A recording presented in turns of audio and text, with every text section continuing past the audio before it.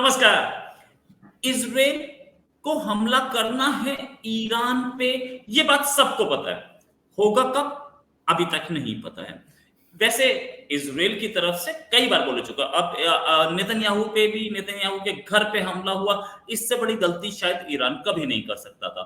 ये बात on record Netanyahu साहब ने खुद बोली कि दिस इज बिग मिस्टेक और इसको हम आसानी से नहीं जाने देंगे। ये भी देखने की बात है कि बिल्डअप अमेरिका का बढ़ रहा है। पिछले एक हफ्ते में बिल्डअप मींस जो शिप्स थे वो इंक्रीज हुए हैं, सबमरीन्स इंक्रीज हुई हैं और फाइटर जेट्स जो हैं वो इंक्रीज हुए हैं। हालांकि ये खबरें छप नहीं रही हैं, लेकिन बिल्डअप बढ़ रहा है उस रीजन में, इसराइल में नहीं, उस रीजन में, चाहे वो कतर हो या वो पर्शियन गल्फ हो या वो मेडिटेरेनियन सी हो।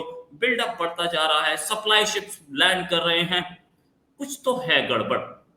और ये कब होगा और कैसे होगा, इसी पे बात करने के लिए डॉक्टर एरोन इब्राहिम हमारे साथ। डॉक्टर साहब बहुत बहुत स्वागत है हमारे शो में। डॉक्टर साहब, ये जो बिल्डअप अमेरिका का बढ़ रहा है, इसका मतलब क्या है? सबसे पहले तो शलोम, नमस्ते, जय भारत, जय इजराइल सबके लिए, शर्मा जी और हमारे व्यूवर्स के लिए जो हमारे साथ रहते हैं। और अच्छा लगता है आपसे बात करने के लिए। और पिछले 1-2 दिन से आपने प्रयत्न किए हमसे, लेकिन हमारा बहुत बड़ा त्यौहार जो है ना चल रहा है, वो अभी ख़त्म होने वाला है। तो 4-5 दिन में वो ख़त्म हो जाएंगे। आज भी था, हम लोग जेरूसलम गए थे प्रेयर के लिए, स्पेशल प्रेयर होती है। तो क्षमा करिएगा कि हम पहले नहीं आ पाए, लेकिन हाँ, आप आते रहेंगे। देखिएगा, जहाँ तक ईरान का, अमेरिका, इज़राइल, ये जो बातें हो रही हैं ना, ये ताज्जुब वाली बातें हैं। सब सब लोगों को मालूम है कि अमेरिका पूरी तरह से खड़ा है इज़राइल के पीछे, और ऐसा है नहीं। लेकिन अब देखिएगा, जब इन्होंने बात शुरू हुई, नेगोशिएशन शुरू हुए अमेरिका के और इज़राइल के, बाइडेन ने बगैर किसी नेगोशिएशंस के पहले ही बोल दिया कि भाई आप अपने न्यूक्लियर, इनकी न्यूक्लियर उस पे अपने संयम रखिए और आप न्यूक्लियर फैसिलिटी को कुछ नहीं कर सकते। इसके बाद अभी ये भी बात आ रही है कि उन्होंने ये क्लियरेंस दे दिया था कि रिफाइनरी और उनके जो ऑयल, जो एक्सपोर्ट इंपोर्ट जो भी है, वो सिस्टम मिटा दो। अभी ये भी बात चली है कि उस पर भी ये लोग थोड़ी आनाकानी कर रहे हैं, अमेरिका वाले लोग। इलेक्शंस आ रहे हैं, नेक्स्ट 2 वीक्स में वहाँ पे इलेक्शंस हैं। ट्रंप ने तो सीधा कह दिया था कि आप पहले शुरू करिएगा। अभी शायद वो साइडलाइन होने लगे हैं थोड़ा सा। उन्होंने पहले ये कह दिया था कि आप पहले न्यूक्लियर मिटाओ। अच्छा, अब क्या है कि इजराइल को कोई जरूरत नहीं है किसी की हेल्प की। अच्छा, एक और डेवलपमेंट हम आपको बता देते हैं, जो आप जो कह रहे हो ना कि बिल्डअप हो रहा है, और ये इनके जो अमेरिका के जो 52 B-50 और ऐसा कुछ नंबर है उन प्लेन्स का, जो बहुत डीप मार करते हैं वो। मतलब उसका एक मतलब ये भी कहा जा रहा है कि ये जो बॉम्बर्स जो है ना, Iran weakened by attacks on its allies, braces for Israeli strikes. हाँ, वो देखिएगा, ईरान का ये लोग जो है ना पूरी तरह से किसी भी फ्रंट पे कहीं भी ये सक्सेस नहीं हो रहे हैं ना थे। सिर्फ ये जो अभी जो पिछले 3 या 4 साल में ओबामा और बाइडेन ने मिलके इनको धनी बना लिया। तो धनी बना लिया भाई, आपको $250 बिलियन मिल गए हैं। तो भाई अपने देश को प्रोग्रेस करवाओ ना, वहाँ डेवलपमेंट करवाइए, आप हॉस्पिटल्स खुलवाइए, यूनिवर्सिटीज खुलवाइए, टेक्निकल इंस्टीट्यूट्स खुलवाइए। वो $250 बिलियन मिल गए तो आप इसराइल के पीछे लग गए। आपने अपनी सारी प्रॉक्सीज को इतना पैसा खिला दिया कि वो सब के सब इसराइल के पीछे। इसराइल ने 10 दिन के अंदर हिजबुल्लाह खत्म कर दिया, और हूती को वो जाते हैं, ऐसी बम्बार्डमेंट होती है उनके ऑयल के, उसको उनको भी समझ में नहीं आ रहा है अब क्या करें, और अभी फिर से उनकी हालत और खराब हो जाएगी। तो ये जो बॉम्बर्स ने जो हूती के ऊपर बॉम्बिंग की है कल या परसों, इससे ये लगता है कि हो सकता है कि इजराइल को ये जो बॉम्बर्स, जो डीप इनकी जो न्यूक्लियर फैसिलिटी जो हो गई है, उनको डीप स्ट्राइक करने के लिए वो बॉम्बर जो बॉम्ब्स जो है ना, वो शायद उसको उसको फायर करने की, उसको मिसाइल फायर करने की सारी कैपेसिटी इन सारे प्लेन्स में है, इजराइल में है। जितने भी प्लेन्स हैं वो सारे के सारे बहुत कैपेबल हैं, क्या उनकी कैपेसिटी बहुत हाई है। और फिर आप तो जानते ही F-35, उसका तो कोई जोड़ ही नहीं है। तो मतलब ये है कि ये बॉम्ब्स जो अगर इज़राइल को मिल जाते हैं तो फिर हमें ऐसा लग रहा है कि ओबामा नहीं चाहता है कि ईरान के ऊपर इज़राइल स्ट्राइक करे। और ओबामा और बाइडेन एक हैं और Obama is running America now at present. कुछ दिन और बचे हैं, इसके बाद अपने ट्रम्प आएंगे, वो ओबामा ओबामा हैरिस वेरिस सबको अलग हो जाएगा वो सिस्टम पूरा। और उनका उन्होंने तो पूरी तरह से वो हो सकता है कि ट्रम्प के आने के बाद अमेरिका की फौज और इजरायली की फौज इकट्ठी होके हिजबुल्लाह से लड़े। खैर अभी हिजबुल्लाह तो पूरी तरह से खत्म हो गया है। इनके कुछ वो ड्रोन्स बचे हुए हैं, जो एक ड्रोन आ गया है उनके सिजेरिया में जहाँ पे मिस्टर नेतन्याहू का एक और सिविल हाउस है। इनकी हिम्मत नहीं हुई, अगर इनकी हिम्मत होती तो ये यहाँ यहाँ करते ना जेरूसलम में, जहाँ जो मेन उनका रेसिडेंस है। अगर आपकी इतनी सटीक और वो टेक्नोलॉजी, ये दुनिया भर के लोग अपने भारत भारत के जो मीडिया वाले लोग हैं, आज हमने एक दो सुने, अरे भाई मुसाद इतनी स्ट्रांग है, अरे भाई ये इतना वो है, ये फिर भी वहां पे जाके नेतन्याहू के घर के पास में जाके बम फट गया, ड्रोन फट गया। तो ये जो छोटी मोटी फटाकेबाजी से आप किसी देश की हाई टेक और उसको सटीकबाजी को आप गेज नहीं कर सकते। Israel plans to launch air attack on Iran leaked. Now leaked, यही या तो बात है ना, तो हम इस पे आ रहे थे, इस पे हम आ रहे थे। राइट।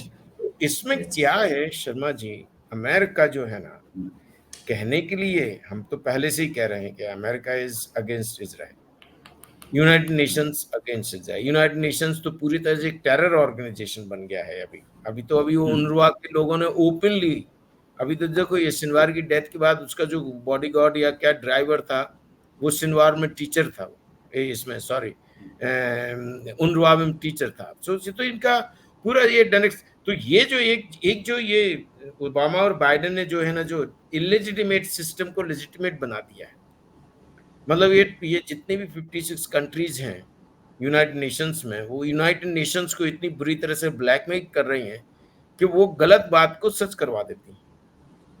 तो अगर आप इसको कुल मिला के देखा जाए तो अमेरिका ने इजराइल से ये बोला है कि भाई हम ये नहीं देंगे, वो नहीं देंगे, ऐसा नहीं करेंगे। तो अब इजराइल थोड़ा सा, अभी इजराइल को ऐसा लग रहा है कि अब हम अकेले हो गए इस मामले में। तो ऐसी बात नहीं है कि अमेरिका इजराइल का साथ दे या ना दे। इजराइल अकेला भी कैपेसिटी रखता है कि उधर सब फटाके फोड़ फाड़ के सब अच्छे आराम से लौट के आ सकते हैं। प्रॉब्लम ये है, इनको रिफ्यूलिंग की जरूरत पड़ेगी, इनके प्लेन्स को, जितने भी यहाँ से जो जाएंगे। और अगर किसी के आजू बाजू के किसी, जैसे अपना डील हुई थी ना, ऐसी बात हुई थी राजीव गांधी के टाइम में, जब पाकिस्तान का कहूटा का ये इन्होंने न्यूक्लियर बम बनाने का प्लान तैयार किया, या आधा हो गया क्या कितना हो गया, इजराइल के लोगों ने कहा कि भाई हमारे लिए आप हमें रिफ्यूलिंग की फैसिलिटी दीजिए किसी एयरपोर्ट पे, हमारे यहाँ से प्लेन्स जाएंगे, फटाकेबाजी होगी और फिर वो लौट के नहीं आ पाएंगे। इसलिए लौट के आने के लिए हमें, आप इंडिया के किसी भी पोर्ट पे या इंडिया के आजू बाजू कोई फ्रेंडली पोर्ट पे हमारे प्लेन्स को आप रिफ्यूल करवा देना, हमारे लोग लौट के आराम से आ जाए। वो नहीं दिया, राजीव गांधी ने नहीं दिया। तो अभी आज जो इजराइल को फिर से वही प्रॉब्लम जो आ रही है कि ईरान तक पहुंचने में करीब 2000 किलोमीटर्स का गैप है। अब 2000 किलोमीटर्स जाने में, और ये प्लेन्स जो कमर्शियल प्लेन्स नहीं रहते हैं, ये फास्ट जितने ज्यादा उड़ते हैं उतनी ज्यादा इनके फ्यूल जो है ना वो खर्च करते हैं, कंजप्शन होता है, एंड्योरेंस भी हाँ कम होती है। हाँ। तो अब ये जो है ना, ये चल रहा है ये एनालिसिस कि अब अगर हमें, जैसे कि राफा की बात हुई थी, बाइडेन ने बोला राफा में नहीं जाइए आप, नेतन्याहू ने बोला कुछ नहीं, आप बम वो वाले बम नहीं देके हम दूसरे वाले बम करके हम राफा में घुसेंगे। आपने कहा कि भाई ये कंडीशन होना चाहिए, वो कंडीशन होना चाहिए, उस कंडीशन को ध्यान में रख के फिर भी चले गए राफा में, और कोई कुछ नहीं कर पाया। और एक और हम आपको अच्छा रहा, ये हमें बात पहले कह देनी थी कि जिस तरह से भारत अभी इजराइल के लिए लड़ रहा है, खड़ा हो रहा है, खड़े हो गए हैं, वो this is the best support Bharat अब इजराइल के लिए दे रहा है। इसके लिए सारे जितने भी हमारे पीएम जी हैं और जितने भी जो गवर्नमेंट के लोग हैं, जयशंकर जी हैं, जो भी हैं, उसके लिए बहुत बहुत, उनके लिए, सबके लिए बहुत बहुत धन्यवाद। ईश्वर आपको हमेशा सफलता देंगे और अच्छी आपके स्वस्थ जीवन रहेगा, लंबा स्वस्थ जीवन रहेगा। तो ये जो है ना, इन्होंने अभी एक इंडिया को एक बहुत अच्छा इंडिया से इजराइल को एक बहुत बहुत अच्छा बूस्ट मिला है। तो अब देखिएगा, ये बूस्ट जो है ना, लोगों को अच्छा नहीं लग रहा है।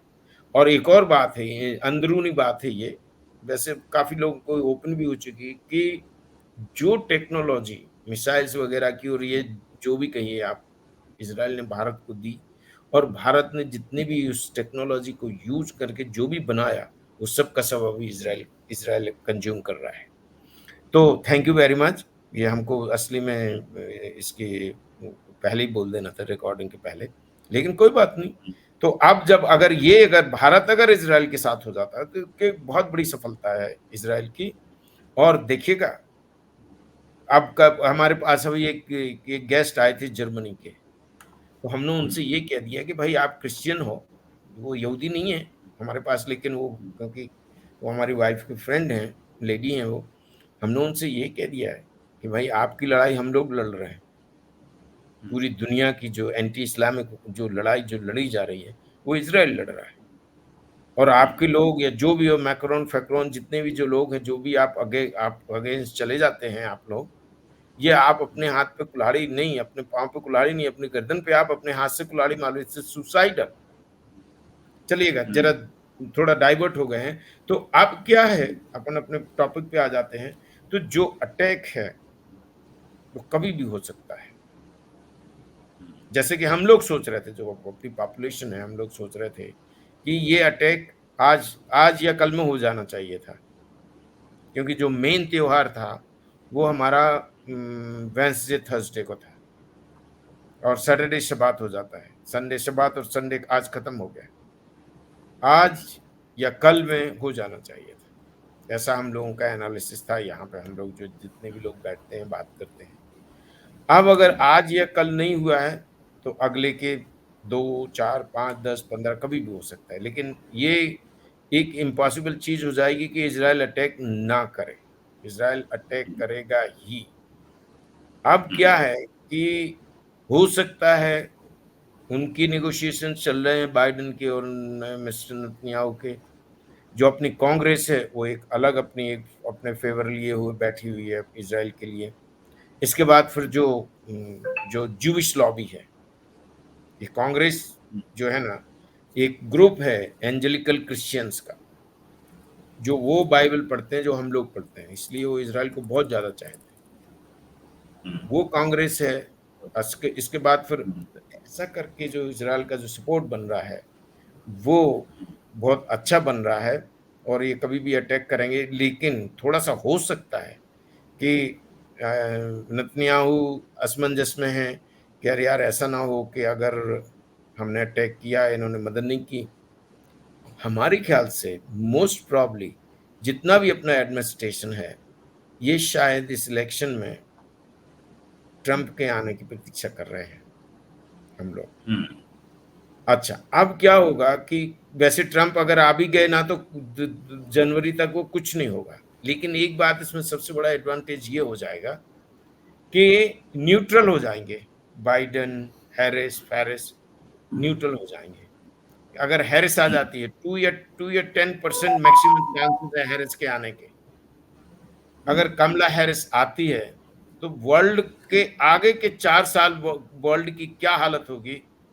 आप जब ये 4 साल में इन्होंने बर्बाद कर दी दुनिया, कुल मिला के बाइडेन और ओबामा ने मिलके। अब आगे बाइडेन, ओबामा और कमला हैरिस क्या करेगी, और वर्स्ट हो जाएगी कंडीशन, और वॉर्स होंगे, और भी वो बहुत ही गड़बड़ हो जाएगी। और ओबामा जो है ना, पूरी तरह से इस्लाम को ऊपर लाने की कोशिश करेगा, इजराइल को दबाएगा, अमेरिका को भी दबा देगा। वो ट्रेटर है, वो बहुत सबसे बड़ा गद्दार है। वो अमेरिका का खाना और पानी पिया है, और उसी के अगेंस्ट वो काम कर रहा है, ईरान को प्रमोट करेगा वो।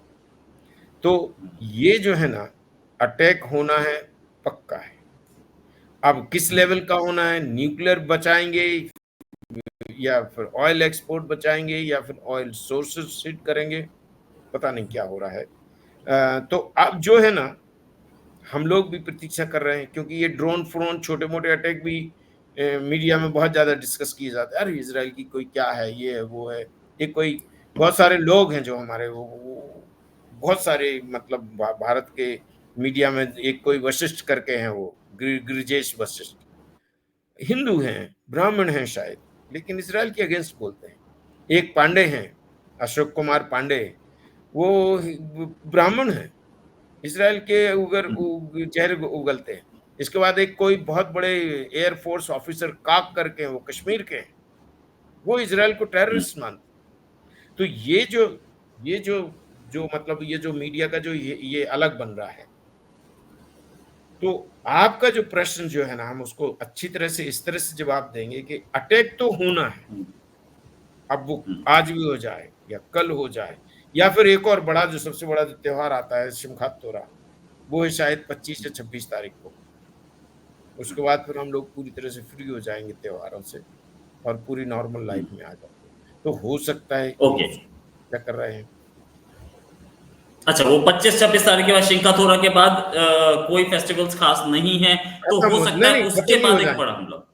हाँ, खत्म ही हो इसके बाद जाएंगे, हम अच्छा। पूरी तरह से फ्री हो जाएंगे, पूरी तरह से।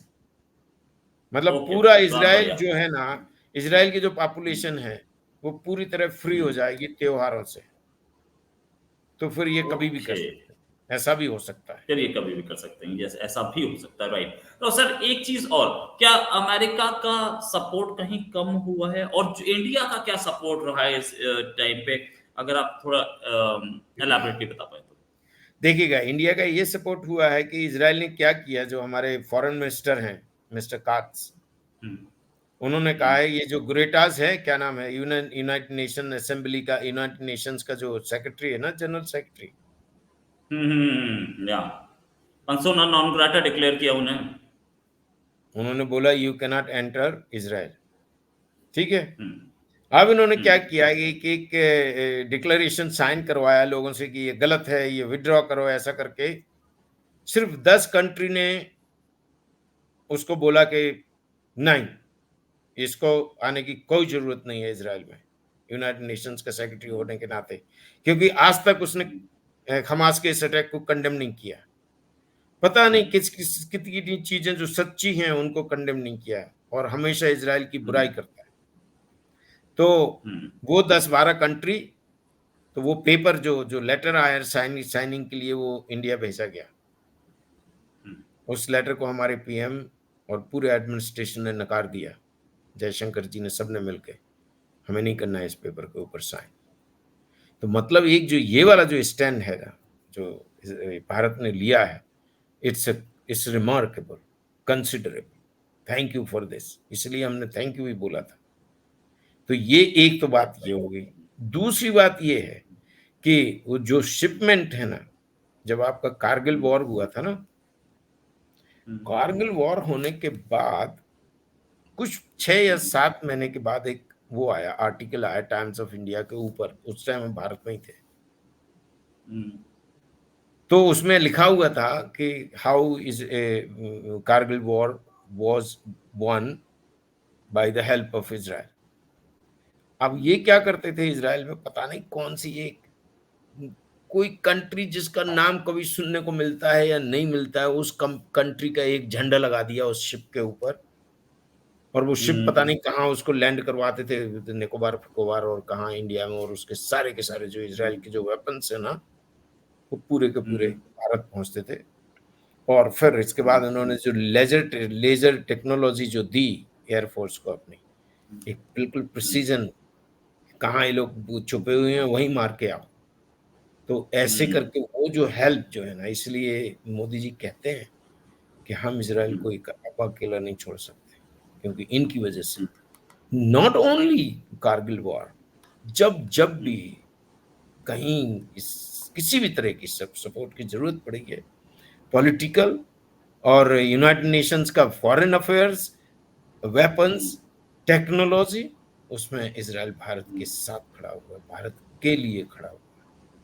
तो ये जो है ना, और अभी जो पूरी तरह से हमने एक वीडियो दिखाया था, उसका उसका वीडियो नहीं, उसका वो पूरा फ्लायर बना के दिखाया था कि एहसान मानते हैं भारत के लोग इज़राइल का, इसलिए इज़राइल को अभी देने का समय आया है। जो इज़राइल ने हमें किया है, जो हमें दिया है, उसको वापस करने का ये समय आया है। और जितनी भी ये अपनी इन्होंने टेक्नोलॉजी ली, ये मिसाइल, वो मिसाइल, पता नहीं कौन-कौन सी, जिसमें इज़राइल का हाथ है, वो सारी की सारी चीज़ें इज़राइल खरीद रहा है अभी।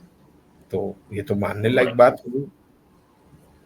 बिल्कुल सही सर, बिल्कुल सही। और इंडिया कभी नहीं भूलेगा, जैसे इंडिया रशिया के साथ खड़ा है वैसे इजराइल के साथ भी खड़ा रहेगा। बहुत अच्छा डिस्कशन रहा सर। और अभी जैसे कि आप बता रहे थे कि जल्दी ही हो सकता है हमला ईरान में, अच्छा डैमेज होगा। खोमेनी पहले ही गायब हो गया था, पहले वो अंडरग्राउंड हुआ था, अब गायब हो गया। अब ईरान के अपने लोग नहीं जानते कि उनका सुप्रीम लीडर कहां है। Sir thanks a lot for joining. उम्मीद है जल्दी डिस्कशन और करेंगे। अभी के लिए नमस्कार, धन्यवाद, जय हिंद सर। चलो, नमस्ते, जय भारत, जय Israel. Thank you very much.